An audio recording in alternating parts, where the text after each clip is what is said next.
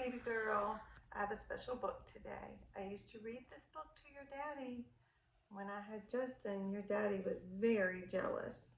It's called Koala Lou. Oh my gosh, it's about a koala bear. All right, you ready?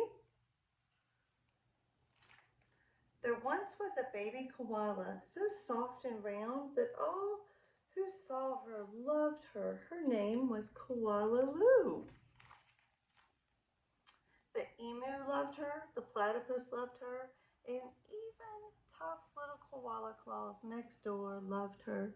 Everybody loved her. But it was her mother who loved her the most of all. 100 times a day she would laugh and shake her head and say, "Koala Lou, I do love you."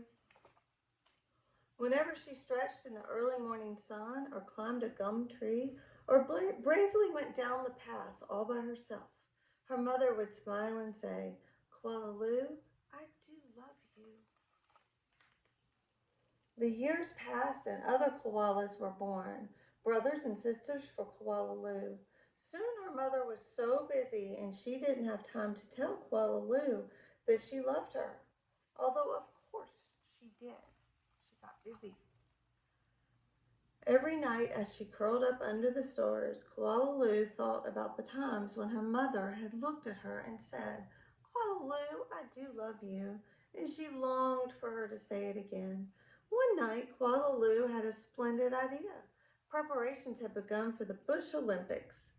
She would enter the Olympics. She would compete in the gum tree climbing event and she would win. And her mother would fling her arms around her neck and say again, "Koala Lou, I do love you." See the koalas and the owls? Oh my goodness.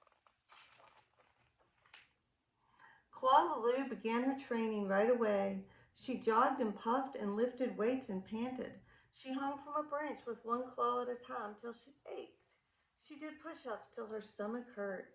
And last of all, she climbed the tallest tree that she could find over and over again.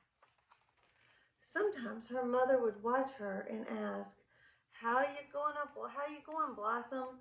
"Fine, just fine," Koala Lou would reply.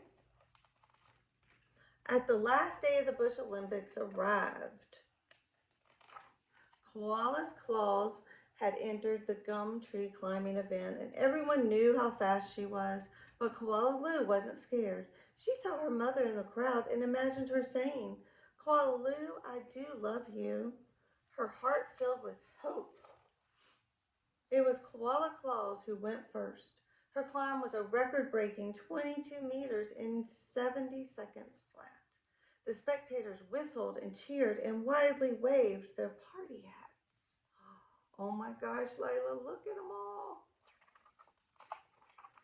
"Can I do better than that?" wondered Koala Lou. "I must." As she stepped toward the tree, a hush fell over the crowd. "On your mark," said the kookaburra. "Get set, go." Koala Lou leapt into the tree. Up and up and up she climbed. Higher and higher and higher.